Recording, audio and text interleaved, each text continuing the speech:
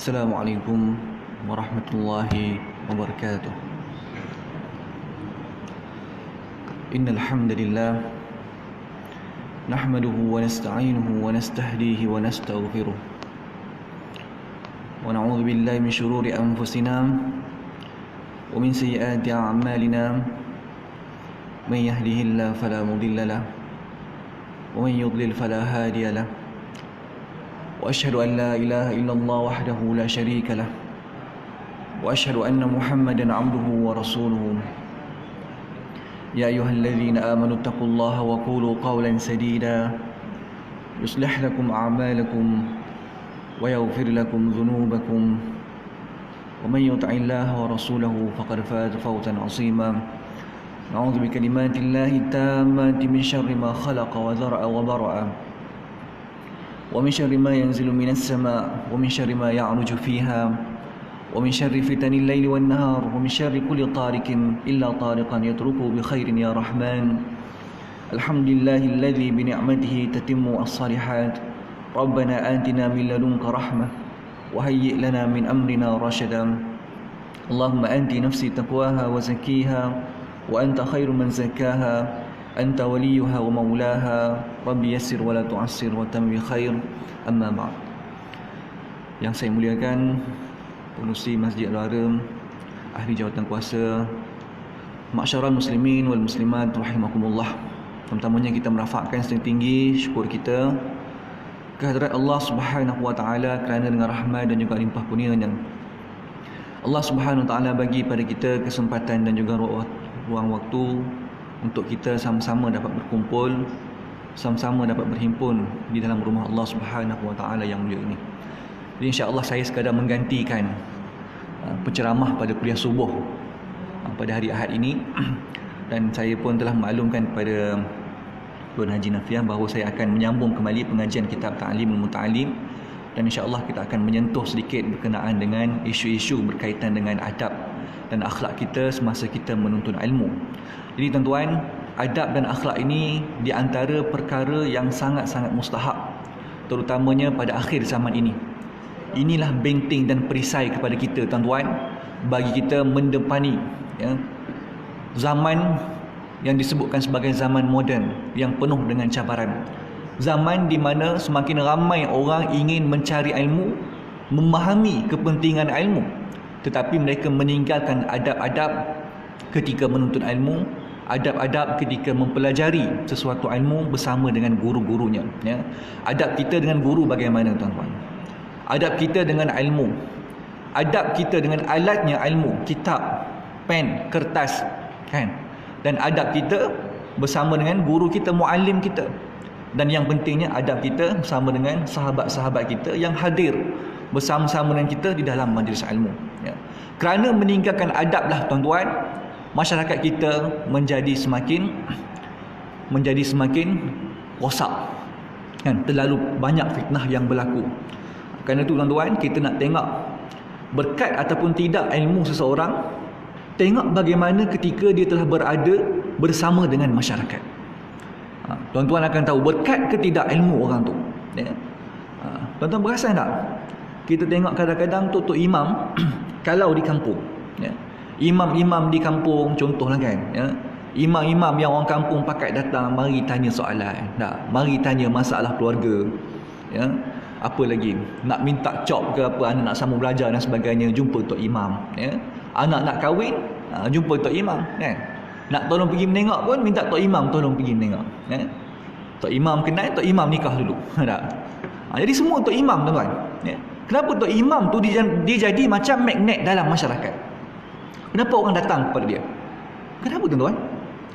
Kerana berkat ilmu waktu dia belajar. Padahal kadang-kadang dia biasa-biasa je ilmu dia. Tak adalah mengaji pondok ke, mengaji di Azhar ke apa, tak ada. Ilmu tak ada tinggi sangat pun. Mengaji biasa-biasa je. Tetapi tuan-tuan, disebabkan barakah ilmu tadi, menyebabkan dia menjadi panutan masyarakat. Dia menjadi panduan kepada umat di tempat dia pada waktu tersebut. Ramai orang datang kepada dia, ramai orang rujuk dia, ramai orang melawat dia. Kenapa? Kerana barakah. Itu penting berkat ilmu tuan-tuan. Ada yang belajar sampai ke Mesir, contoh. Belajar Mesir, ambil master, PhD dan sebagainya, ya. Ada yang belajar sampai ke Mekah, Madinah, Jordan, apa semua sekali, kan. Balik tempat dia, orang jadi lagi jauh daripada agama bila tengok dia, kan. Orang jadi lagi benci untuk nak beramal dengan amal yang ditinggalkan oleh Nabi kita, ya. Dan amal orang-orang soleh yang terdahulu. Kenapa tuan-tuan? Kan tidak ada barakah pada ilmu dia. Kerana orang tengok dia, orang akan jadi munafir, jadi jauh lagi daripada agama Allah Ta'ala, ya. Bukannya orang jadi nak beramal dengan agama Allah Subhanahu Wa Ta'ala, ya. Itu tuan-tuan, kita nak tengok berkat ataupun tidak ilmu seseorang itu, ya. Tapi boleh tak tuan-tuan, kalau kita niatkan, ya, saya dah nak dapatkan pangkat ni, ya, disebut dalam kitab ni. Boleh tak kalau kita niat, saya ni belajar tertinggi supaya saya dapat pangkat, untuk saya nak apa? Saya nak jaga agama Allah. Ni boleh kata ulama, ya? Ini boleh, ya. Sebab apa? Sebab kalau saya tak pegang jawatan tersebut, kemungkinan, ya, ada orang yang lebih teruk daripada saya akan pegang. Jadi baik saya pegang, kan? Saya pegang, saya akan jaga betul-betul agama Allah, kan? Saya akan tegakkan amar ma'ruf, ya, dan nahi mungkar. Yang tu tidak ada masalah, kata ulama, ya. Sebab tu penting tuan, berkat ataupun tidak ilmu seorang tu. Sebab tu diceritakan, ya, oleh guru kami berkenaan dengan kisah Syekh Abdul Qadir Jailani. Ini seorang ulama besar yang lahir pada abad ke-11 Masihi, tahun 1078 Masihi. Berasal daripada negeri Parsi, di sebuah kampung yang namanya Gilan, ya, Gilani. Sebab tu dinisbahkan kepada tempat dia Jailani. Gilani jadi Arabkan dia, ya, jadi Jailani. Sebab tu huruf Arab ni tuan-tuan, dia tak ada huruf ga, kan? Huruf Arab dia tak ada huruf ga. Jadi terpaksa Arabkan, ditukar kepada huruf jim. Kalau tuan-tuan mengaji Mesir, ya, kalau mengaji Mesir ni dia ada dialek dia, ya, dialek Mesir, dialek Arab Mesir, ataupun dipanggil lahjah amiyah. Ditukarkan huruf jim kepada huruf ga, ya. Huruf jim ditukarkan kepada huruf ga. Contoh apa perkataan kita nak sebut? Masjid, ya, masjid. Kalau tuan-tuan pergi Mesir, dia tak sebut masjid, dia sebut apa? Masjid, ya, masjid. Apa lagi? Rajulun. Tuan-tuan belajar bahasa Arab kan? Rajulun. Apa dia rajulun? Lelaki. Tak? Orang Arab Mesir kata apa? Ragul. Ditukar kepada huruf ga. Ya ragul. Tak? Terkejut kita dengar. Nak ragul siapa ni? Tak? Itu contoh, ya. Jadi banyak dialek sebenarnya, ya, banyak dialek. Contohnya huruf qaf, kalau dialek Yaman, yang ditukarkan huruf qaf kepada huruf ga, ya. Huruf qaf kepada huruf ga. Waqala qala Rasulullah ditukar kepada qala Rasulullah. Contohnya macam tu lah tuan-tuan. Jadi sama juga, dia berasal daripada Gilan. Gilan ni satu kota, satu kampung di negeri Parsi. Lahir pada tahun 1078 Masihi. Dan Syekh Abdul Qadir Jailani tuan-tuan, masya-Allah, ini seorang ulama yang cukup hebat, ya, belajar ilmu tasawuf melalui jalan Syekh Al-Imam Junaid Al-Baghdadi. Ini seorang tokoh sufi yang cukup hebat, ya. Digelar dengan Muhyiddin, orang yang menghidupkan agama. Disebut Muhyiddin bukannya dia ni diutuskan sebagai rasul, tak. Orang yang menyalakan kembali agama Islam. Kenapa? Kerana dengan didikan dan tarbiyah daripada Syekh Abdul Qadir Jailani, yang mampu melahirkan pimpinan, mampu melahirkan ulama yang hebat pada generasi ketika mana beliau hidup dan setelahnya. Antaranya Sultan Salahuddin, ya, Sultan Salahuddin Al-Ayyubi, yang berjaya membebaskan Baitul Maqdis, kan, daripada tentera salib. Syekh Abdul Qadir Jailani tuan-tuan, ya, bersuluk selama 25 tahun. Masya-Allah. Masya-Allah, tabarakallah. Ni ulama-ulama kita. Sebab tu tuan-tuan, orang yang ada jiwa da'i, ya, orang yang menjadi pendakwah, dia kena ada satu sifat, ya, dia kena ada satu masa yang dia kena bersuluk daripada orang lain. Asingkan diri daripada dunia, ya, pisahkan diri daripada masyarakat. Bersuluk, kemudian setelah menemui, ya, mencari kebenaran bagi dirinya, yang ditemui kebenaran itu pada dirinya, baru dia terjun dalam masyarakat, ya. Tuan-tuan tengok Nabi Ibrahim alaihi salam, kan? Nabi Ibrahim nak cari Tuhan dia bersuluk dulu, ya. Tengok alam sekeliling, tengok bulan. Mulanya Nabi Ibrahim AS menyangka bulan itu sebagai Tuhan, ya. Tunggu sampai siang, tengok bulan dah tak ada. Ini bukan Tuhan. Nah, kemudian tengok pula matahari terbit, ya. Matahari yang besar, bersinar, bercahaya. Nabi Ibrahim ingat, inilah Tuhanku, hadza rabbi, ya. Kemudian waktu malam matahari pun hilang, kan? Maksudnya apa? Ini bukan Tuhan. Maksudnya tuan-tuan, itu pencarian Nabi Ibrahim yang mencari Tuhannya dalam keadaan dia bersuluk mengasingkan diri, ya. Nabi Musa AS kononnya nak meleraikan pergaduhan di antara dua lelaki, ya, sehingga menyebabkan terbunuh salah seorang daripada lelaki tersebut, kemudian lari daripada Mesir, ya, dikejar oleh Firaun. Dalam masa pelarian tersebut Nabi Musa AS bersuluk, ya, mengasingkan diri, kemudian bertemu dengan menerima wahyu daripada Allah SWT di Tur Sina, kan? Jadi Nabi Muhammad pun sama juga, tuan-tuan. Nabi Muhammad bersuluk di Gua Hira, ya, selama beberapa tahun sebelum diutuskan malaikat Jibril, ya. Ayat yang pertama daripada Al-Quran iaitu Iqra' bismi rabbikal ladzi khalaq. Maksudnya tuan, pendakwah, dai mesti dia ada tempoh untuk dia mengasingkan diri, kan? Kita ni musim PKP lah, kan? Waktu yang paling sesuai untuk kita nak asing diri daripada masyarakat. Sebab apa, tuan-tuan? Sebabnya kadang-kadang kita buat perumpamaan, ya, apabila melihat sesuatu benda tu dekat dengan mata kita, ya, sesuatu yang dekat dengan mata kita, kita tak dapat nak melihat secara keseluruhan.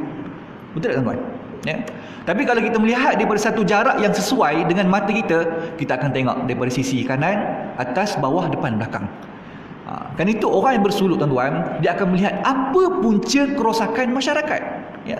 Bagaimana untuk mengatasi masalah, ya, masyarakat, kerosakan masyarakat yang berlaku. Kerana itu Syekh Abdul Qadir Jailani mengambil masa selama 25 tahun untuk bersuluk seorang diri di tengah padang pasir di Iraq sana. Masya Allah, tuan-tuan, ya. Kemudian dia tak boleh nak suluk saja, kena balik semula ke masyarakat, ya. Jangan kita ni sentiasa nak mengasingkan diri. Tanggungjawab kita sebagai pendakwah kena terjun dalam masyarakat. Kena terjun ke dalam masyarakat. Balik semula ke Iraq, tuan-tuan, umur dah 50 tahun. Kahwin, ya, dapat anak, kahwin dengan 4 orang isteri. Umur 50 kahwin 4 orang isteri. Jadi tuan-tuan tak lewat lagi, insya-Allah. Ya. Dapat anak, tuan-tuan, 49 orang. Ya. 49 orang. 22 perempuan dan 27 lelaki. Ini rezeki, tuan-tuan, ya, rezeki Allah nak bagi kepada para ulama kita. Kenapa? Kerana nak menjaga zuriatnya supaya dapat diwariskan ilmunya, diwariskan adabnya, diwariskan amalnya, diwariskan, ya, segala yang baik daripada para ulama kita, ya.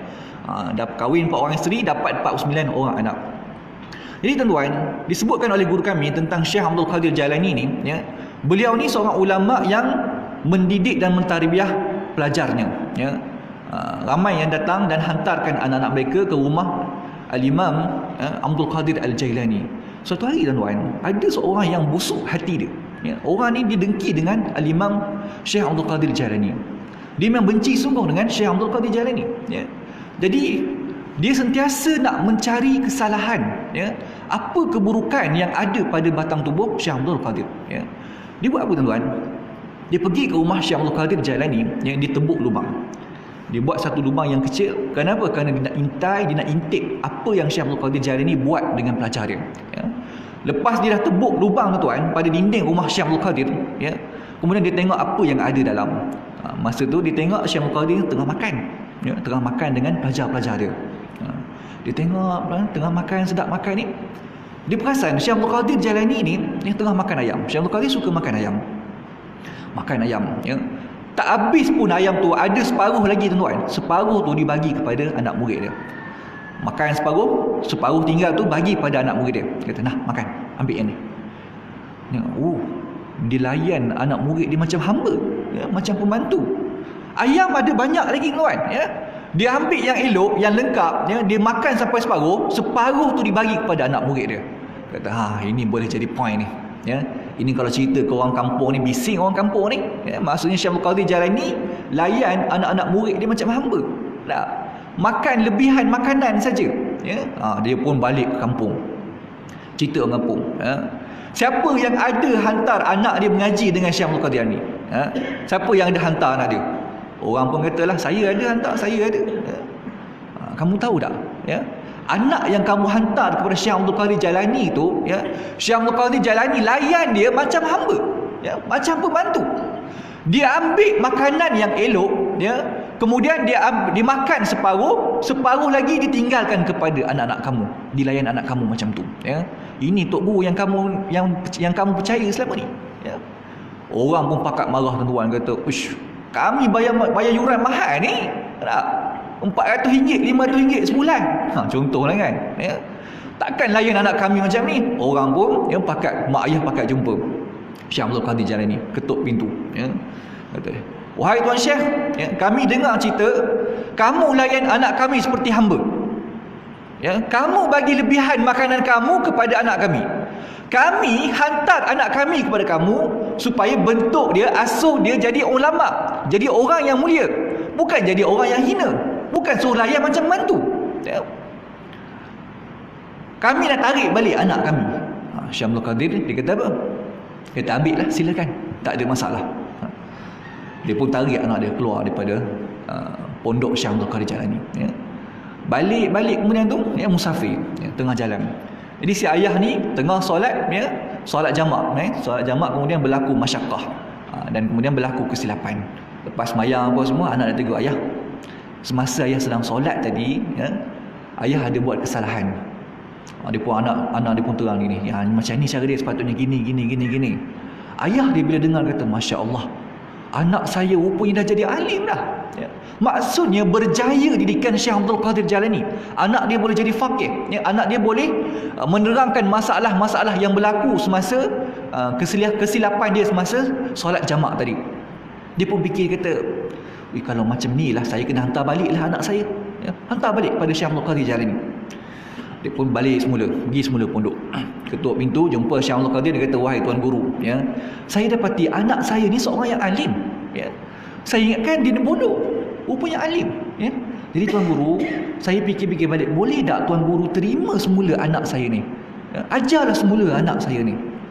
Apa kata Syekh Abdul Qadir Jalani? Dia kata, "Minta maaf tuan, saya nak terima anak kamu, tetapi anak kamu ni Allah dah tutupkan hati dia daripada menerima ilmu daripada saya, ya. Allah dah tutupkan futuh, jalan pembukaan, ya, anak kamu ni untuk mempelajari sesuatu ilmu daripada saya, ya. Anak kamu tak boleh belajar dengan saya. Kenapa? Kerana biadabnya ibu bapanya terhadap saya. Kerana kurang ajarnya ibu bapa terhadap guru tadi, maka diharamkan ilmu ke atas anaknya. Jadi bodoh terus anak tu, tuan. Ini tuan-tuan, adab tu bukan antara murid dan gurunya saja, tetapi adab di antara ibu bapa, adabul walidain bi muallimihi. Adab ibu bapa dengan guru macam mana, tuan? Baru ni sebelum PKP kan viral video seorang guru kafar, kan, seorang guru wanita disuruh merangkak di dalam kelas, sepanjang kelas. Kenapa? Kerana menghukum anaknya. Masya Allah, kita tengok video tu kita sebab, kan. Adakah seorang guru, ya, yang tinggi martabat dan kedudukannya dihina sebegitu rupa, ya? Kalaupun guru tu ada melakukan kesilapan, tak sepatutnya dihukum sebegitu, kan. Sampai berjalan merangkak di hadapan anak-anak murid dia. Kemudian adalah anak murid yang simpati, kesian, yang melihat gurunya. Kemudian ada 2-3 orang yang ikut belakang tuan, kan. Viral video ni. Kita tengok, Masya Allah, bagaimana sikap rakyat, masyarakat kita menilai guru kita. Tuan-tuan, kalau kita baca kitab ni, tuan, insya-Allah selesai masalah, ya, adab yang berlaku di kalangan dalam sistem pendidikan kita sekarang. Masalah kita tak belajar kitab ni, ya, kita tinggalkan kitab tentang adab ni, ya. Baik kita cari ilmu dulu, adab kita abaikan, ya. Tak betul, tuan-tuan. Kena utamakan adab dulu, ya.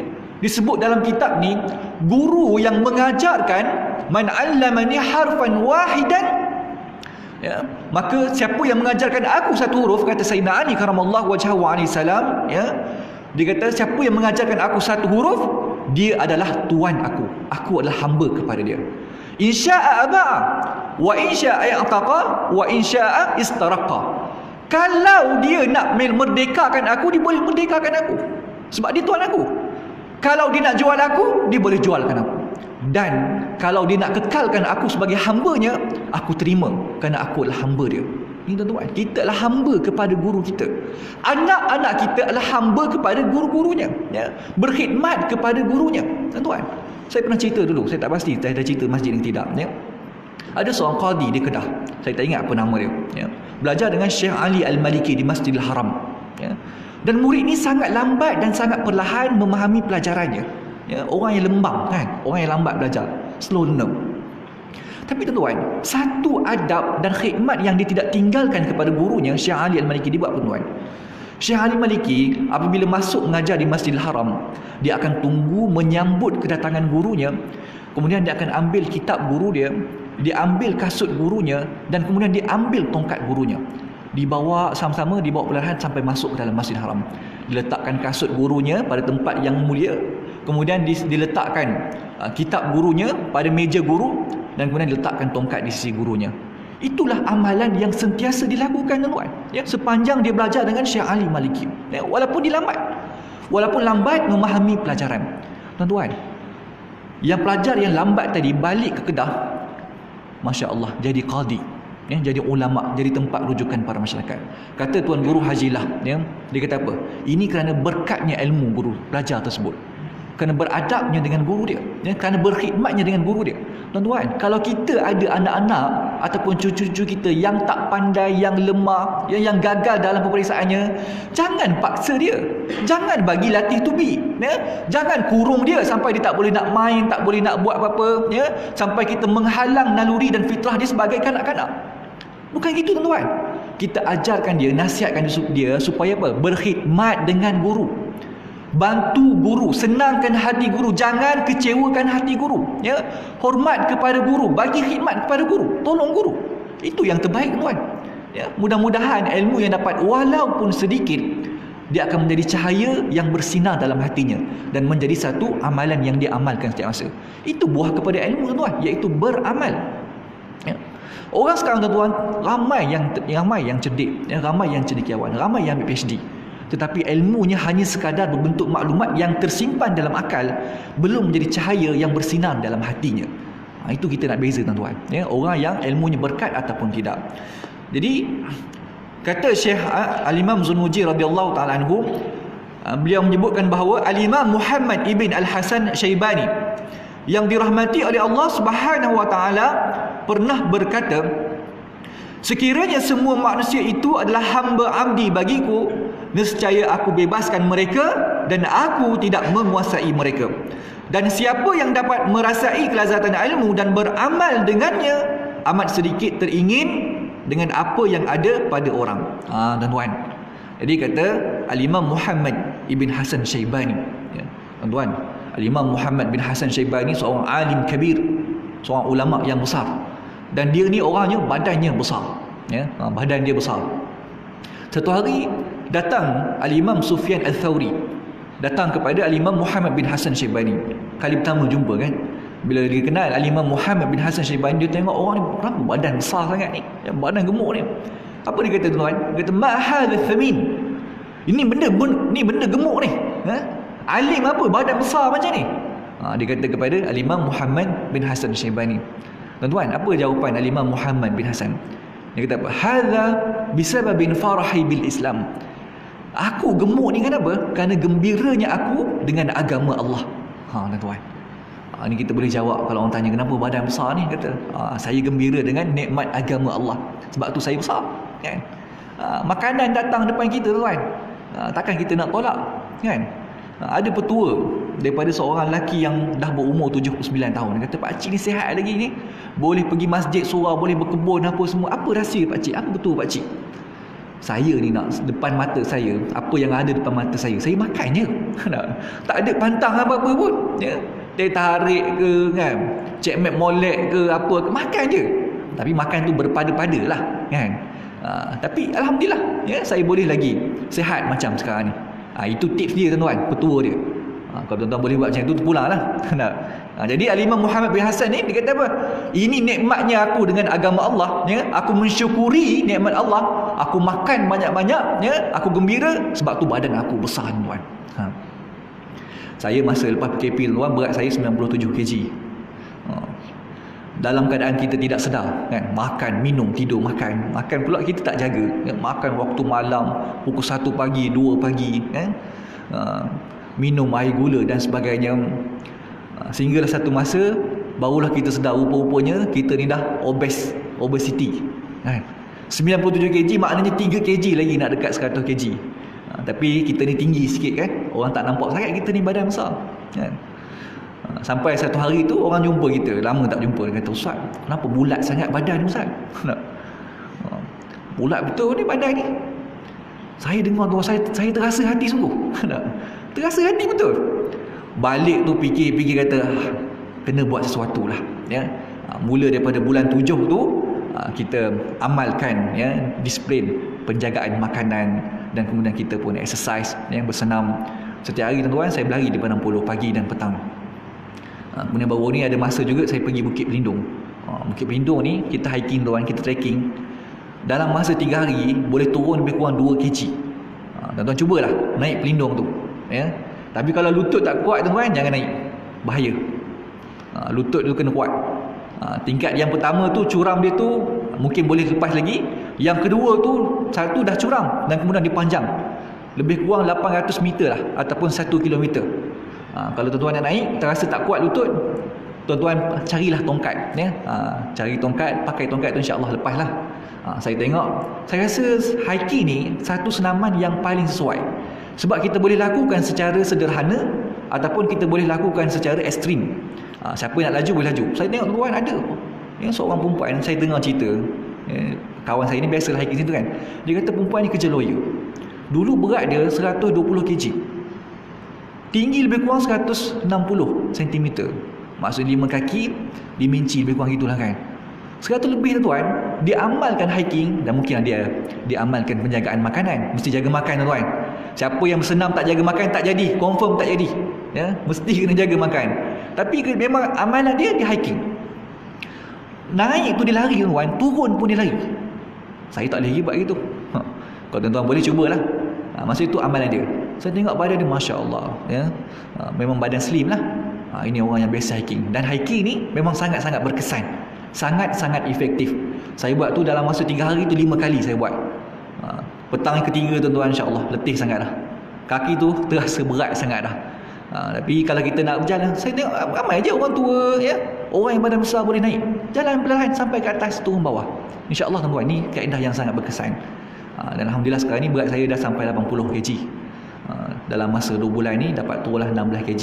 Itu rezeki yang Allah bagilah ya. Allah bagi kita kesihatan, dan kita pun masih lagi ada stamina untuk kita nak exercise. Kadang-kadang kita ni nak juga bersenam kan, tapi sakit lutut lah, sakit belakang kan, macam-macam tak nak buat. Ataupun sukan yang mudah yang kita boleh buat, cycling lah, naik basikal. Kalau ada duit. Baru ni ada orang nak jual basikal pada saya, tanya harga berapa, 2,000 Ustaz boleh? 2,000. Saya kata tak apalah, tunggulah lain kali lah, 2,000. Saya pun masa berlari di Padang Puluh tu adalah kenal-kenal juga. Kalau tuan-tuan kenal, ada seorang anti Cina kan, Anti Wan nama dia. Saya tanya umur anti umur berapa nanti? Oh, saya 53. 53 nanti? Ya, 53. Masya Allah. Kalau masuk tournament naik podium, memang menang lah dia ya. Naik podium. Dia kata, kasut you ni tak sesuai lah. Kata, you kalau nak beli kasut you ikut I nanti. Oh, boleh nanti. Berapa harga kasut nanti? Oh, lebih kurang 600 lah. 600 ringgit tu. Maknanya hobi berlari ni tak murah jugalah. Kita beli 100 ringgit tu, saya beli tu. Kata tak sesuai. Oh, tak sesuai kasut ni ya. You kena cari kasut mahal sikit. Saya tuan-tuan, kaki saya 12. Cari seluruh pekan ni tak jumpa kasut saya 12. Terpaksa pergi ke Kuantan. Dia kata kasut kita tu murah lagi itu orang yang minat tuan. Sebab tu kalau kita minat ni, kita tak kira dah berapa pun duit dah yang kita nak laburkan. Bila kita dah minat, kita sanggup melakukan apa saja. Jadi Imam Muhammad bin Hasan Syaibani tuan, badan dia besar ya. Alim tapi badan besar. Kenapa? Kerana nikmat dengan agama Allah. Jadi kata beliau, kalaulah semua orang jadi hamba abdi kepada dia, maksudnya dia kaya ya, orang yang terkenal, orang yang mulia, maka aku akan bebaskan mereka ya. Maksudnya apa? Maksudnya aku tidak mahu ada keterikatan dengan manusia. Tak nak orang pandang tinggi kepada aku kerana aku ni orang kaya, ya, kerana aku ni orang mulia dan sebagainya. Tidak mahu. Kenapa tuan-tuan? Kata beliau, kerana orang yang dah merasai kelazatan ilmu, maka amat sedikit teringin dengan apa yang ada pada orang lain. Tuan-tuan, bila kita dah rasa lazat dengan ilmu, dia tak akan ingin lagi dengan dunia pada waktu tersebut. Ini faedah kemuliaan bagi ilmu. Tak terasa dah nak kejar ilmu, nak kejar dunia. Cukup bagi dia ilmu, ya, untuk dia nak teruskan kehidupan dia, ya. Sebab tu kata Imam Syafi'i, ni akhir tuan-tuan, ya. Imam Syafi'i ni kata apa? Orang yang menuntut ilmu dengan orang yang fakir ni, dua ni kawan yang lazim sekali. Ni kawan yang rapat biasanya. Waktu belajar fakir dia, waktu belajar memang dia seorang miskin. Ini kebiasaan bagi penuntut ilmu. Tuan-tuan, saya belajar di Mesir 8 tahun. Bila kita belajar lama tuan, tahun pertama, tahun kedua, kita tak segan lagi nak minta duit dengan mak ayah kita, kan? Dah lama dah tu, umur pun dah 25, 26, kan? Orang lain dah bekerja, dah beranak pinak, dan kita masih lagi tengah sambung pengajian lagi, ya? Kita rasa jugalah malu, segan nak minta duit dengan mak ayah, ya? Minta dengan mak, kata mak tolong masuk duit. Berapa? Mak tanya. Bagilah RM200. RM200 sebulan tuan. Tukar dengan duit Mesir sana jadi berapa Lebih kurang 400 lebih lah, kan? Ataupun 500 lah. Boleh bayar sewa rumah, boleh makan sikit-sikit. Itu je lah tuan-tuan. Tak mewah sangat lah kita. Saya pernah tuan-tuan, ada satu minggu saya betul-betul tak ada duit. Ahli bed ataupun housemate pun tak ada masa tu. Saya duduk seorang. Beli Maggi 3 bungkus. Maggi 3 bungkus, telur pun 3 biji. Nak bertahan dalam masa 1 minggu. Jadi itu pengalaman kita lah tuan-tuan. Tuan-tuan mungkin ada lagi yang lebih susah, tak? Mungkin ada sebab zaman Jepun ke, tak? Zaman darurat. Tapi kita rasalah, ya, kesusahan zaman tu. Saya tuan-tuan pernah juga sekali tu, itu satu cerita lah. Cerita yang lain, saya tak ada duit sangat, ya. Tengok tepung dah habis dah. Biasa kita boleh buat kodok lagi, tak? Buat kodok sikit ke, jemput bodoh-bodoh ke, jemput bawang ke. Ini pun tepung dah habis, beras je ada.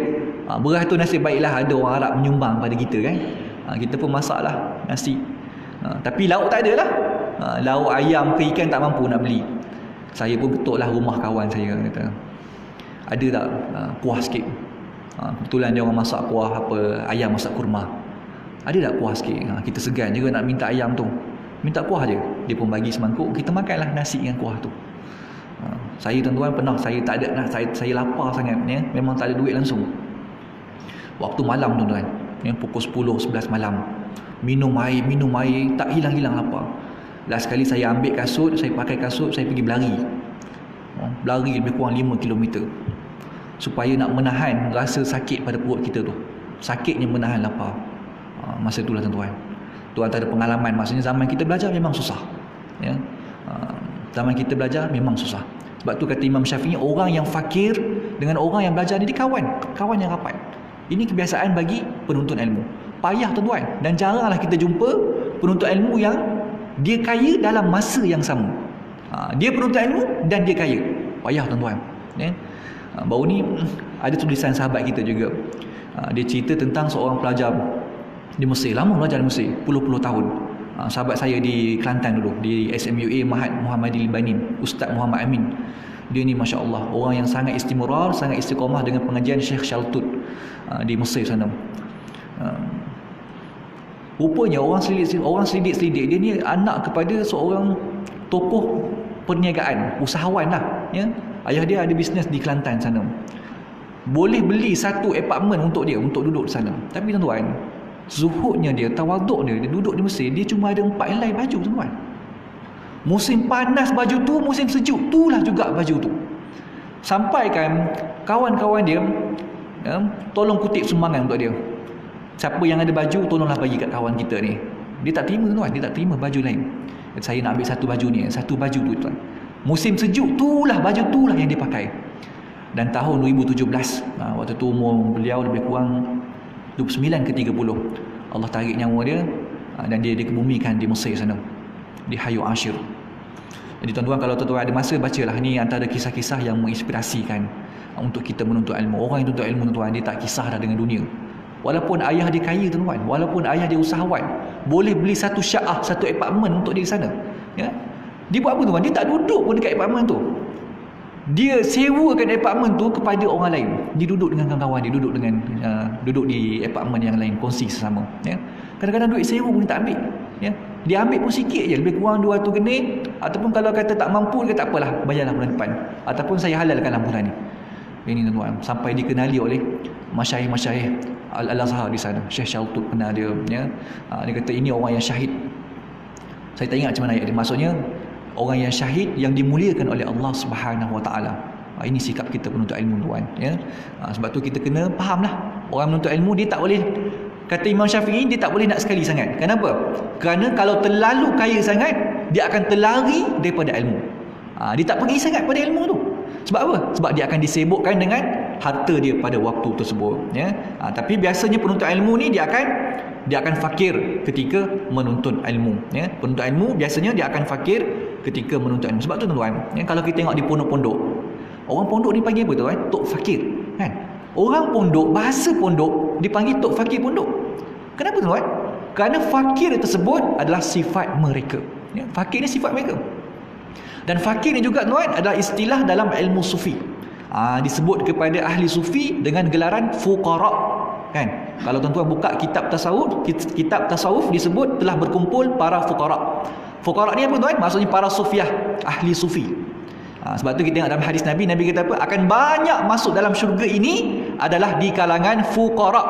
Orang fakir yang paling banyak dalam syurga Allah Ta'ala, ya. Orang fakir yang paling banyak dalam syurga Allah Ta'ala. Fakir tu bukan maksudnya fakir harta, tak. Fakir di sini maksudnya fakir hati mereka daripada makhluk. Mereka hanya fakir kepada Allah, tidak kepada makhluk yang lain, ya.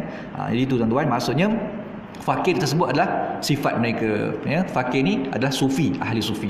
Jadi saya kira sekadar itulah perkongsian kita pada pagi ini. Saya mohon maaf tuan-tuan mengambil masa tuan, dan saya mohon maaf juga saya ada kecemasan tadi terlewat untuk sampai ke sini. Jadi insya-Allah kita akan bertemu lagi pada kesempatan yang akan datang. Mudah-mudahan sedikit ilmu yang kita berkongsi pada hari ini menjadi manfaat dan iktibar kepada kita semua. Insya-Allah kita akan berjumpa lagi pada Sabtu minggu depan, ya. Sabtu minggu kedua minggu depan. Siru ala barakatillah. Aqulu qawli hadza wa astaghfirullah li wa lakum. Wassalamualaikum warahmatullahi wabarakatuh.